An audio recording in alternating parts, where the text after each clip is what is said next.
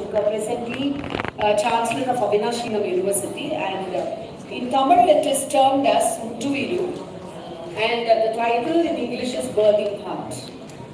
I talk about the power of the ordinary women around me, which gives meaning to my life as well as to their lives in the most unanticipated ways. Most of the women whom I talk about are not very literate. They have not been exposed to the other side of the world. But I always am in awe of them when I look at them, their hard work, their self-respect, the way they face their world without much ado about anything, the way they face their life, the hard life as working laborers, at the same time partying a bit of themselves to the society.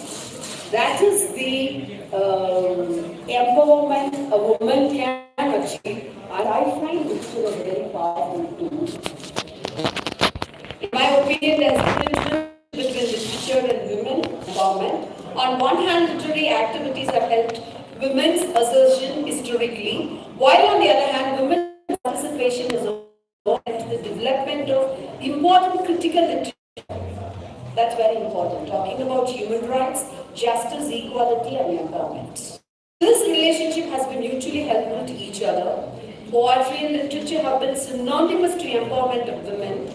Even when every woman's individual story is different, what brings us together is the common struggle that we are part of it. I'd like to quote Audre Lorde, a famous feminist scholar, who was rightly once said, "I'm not free while any woman is unfree, even when her shackles are very different from my own." And that's how we are all united here in one platform. Gender justice and social movements for women's rights have historically been closely associated with the literary movement. One clear example of this is the literary movement started by Dalit women in the 1990s. They considered the pen to be mightier than the sword. It is in writing poems, stories, and anecdotes that they critique the structures of oppression against them, both on the lines of caste as well as patriarchy. Literature empowered them.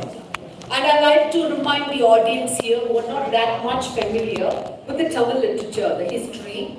I'd like to trace a few points. The very first novel, Pratapa Mudaliya Charitram, written in 1857 by Mayuru Vedanayan Pillai, in Tamil literature, had a female lead and was on the lines of the women empowerment, a very new theme for its time. Not many people are aware that Tamil scholar Mu Varadarasana had a similar line of work in some of his novels like Ali. There were quite few male writers who had effectively navigated the subject. To mention a few, I would like to say Prabhanjan, and the list is a long one.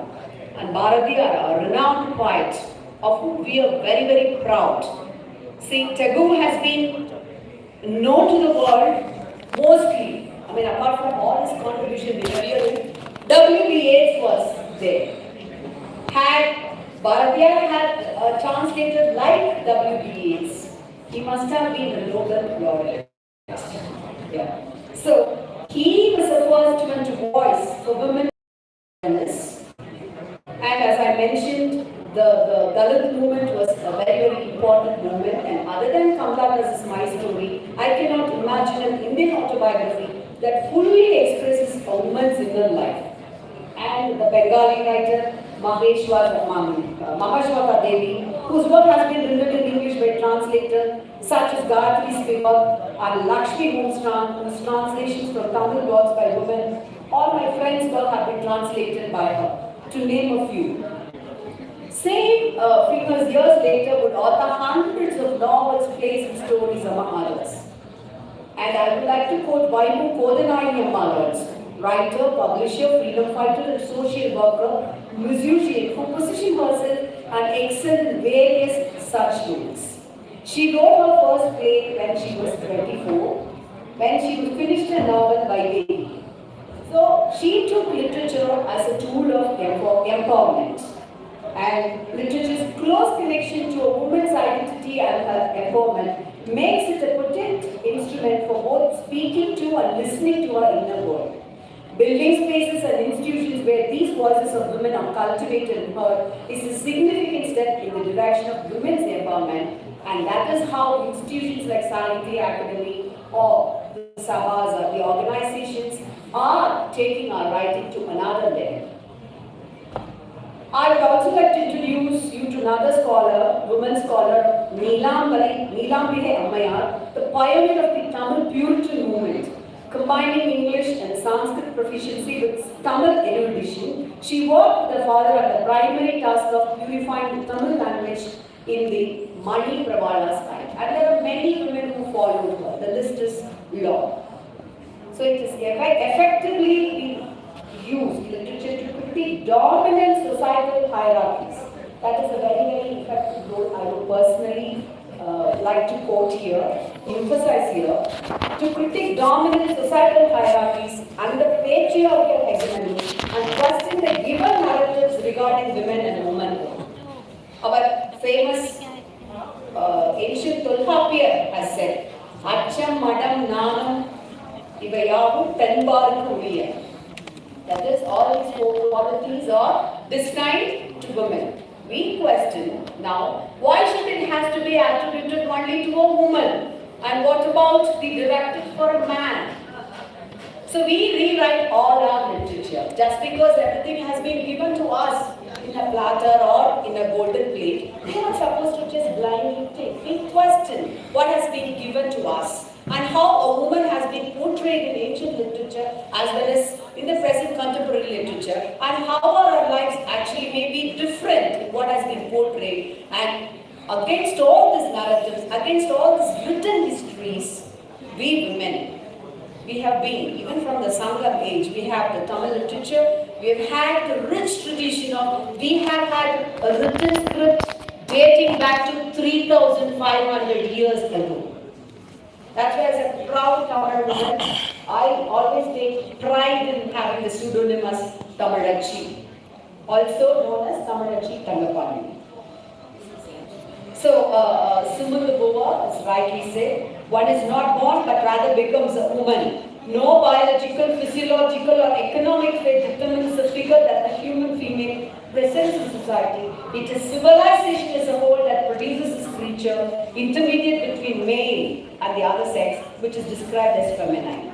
Women's literature accordingly critiques such societal norms which marginalize women politically, socially and economically. And I believe you have all the panelists who will be airing out their erudite views on these subjects. I'd like to take a moment to recite one simple poem from mine, just a small poem, and I would love to end up my introduction with that. Just a minute.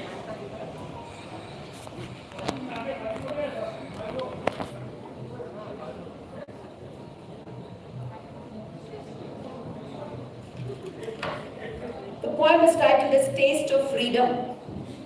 That primal drop meant for Eve was in the first taste of the forbidden fruit. This is actually an English translation of my Tamil poem, Ye Valling Tuli. The title is Taste of Freedom. That primal drop meant for Eve was in the first taste of the forbidden fruit. It is the same drop that Panjali, who demanded to know, did he Pandi after he lasted round tasted too? It is the same drop that turned nectar to Ahalya in that one moment when she embraced Indra. It might have been the first drop for Sita too, sitting on a plank wherein Ravana's figure was drawn. Could it be the same drop which flowed over the Akshaya Patram as compassion which Manimegala embraced, turning down love? Will it drop for me too one day? On a night which tasted the failure of intense search, the rain which subsided had left on the handle of the locked door. On a night which tasted the failure of intense search, the rain which subsided had left on the handle of the locked door a single drop which had pinched aeons of thirst just to keep myself alive. Thank you. Now I'd like Madam Manju Jacob to share her views. Thank you.